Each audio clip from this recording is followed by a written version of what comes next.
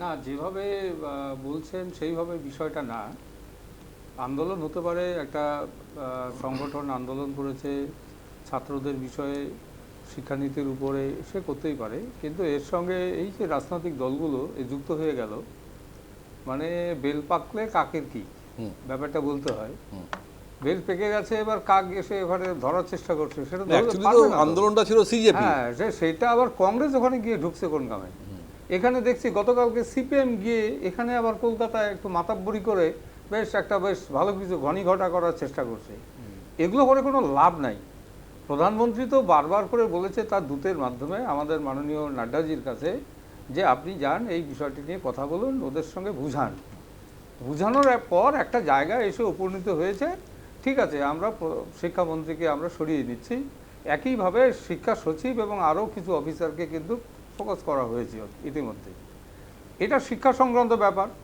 মাননীয় প্রধানমন্ত্রী সেটা উপলব্ধি করেছেন বলে আজকে ধর্মেন্দ্র প্রধানকে সরিয়ে দেওয়া হয়েছে।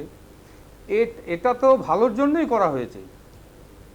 কিন্তু এর আগে বলুন তো, ওয়েস্ট বেঙ্গলে এর আগে অনেক রাজ্যে এগুলো ঘটনা ঘটেছে। যখন কংগ্রেসের আমলে, ওয়েস্ট বেঙ্গলে বামফ্রন্টের আমলে, তৃণমূলের আমলে অনেক প্রশ্নপত্র ফাঁস হয়েছে। এগুলো কি হয়নি? আমরা কি দেখিনি? কি হয়েছিল? কোনো মন্ত্রীকে কি তারা সরিয়েছে? না, সরায়নি।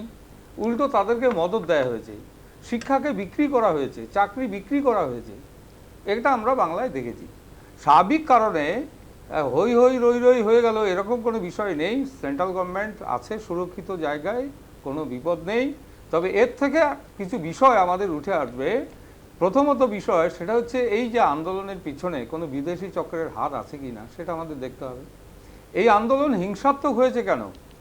এই আন্দোলনে দেখলাম গতকালকে কলকাতাতেও যে 70 জন চিহ্নিতকরণ করা হয়েছে, তারা কিন্তু কেউই ছাত্র না, যুব না, তারা বাইরের লোক। তারা কোথার থেকে আসলো? তাদের হাতে তারা কেন জুতো ছুটছে? তারা কেন জলের বোতল ছুটছে? তারা কেন মহিলা পুলিশের গায়ে হাত দিল, পুলিশকে অ্যাটাক করলো? উদ্দেশ্যটা তো ভালো না। উদ্দেশ্যটা এটাই কি তাহলে শিক্ষার আন্দোলন? মোটেই শিক্ষার আন্দোলন নয়। তাহলে এই আন্দোলনের একটা শিক্ষা তাদের দিতে হবে। কিছু বেনজল ঢুকে পড়ছে। নিশ্চিত ককরোচের সঙ্গে পশ্চিমবঙ্গের কোনো সম্পর্ক নেই।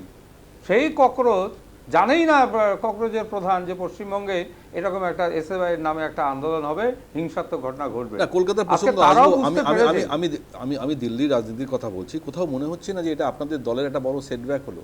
না, এটা দলের কোনো বিষয় নয়। দেখুন, মাননীয় প্রধানমন্ত্রী এবং কেন্দ্রীয় সরকার ছাত্রদের আন্দোলনের উপর অবজারভেশন রাখছেন এবং শিক্ষা ব্যবস্থা যেন আরো আধুনিক করে তোলা যায়, এর মধ্যে কোনো যেন ফুটো না থাকে, সেই বিষয়টা নিয়ে ভাবা হয়েছে। আগেও করা যেত, এত সময় লাগলো কেন?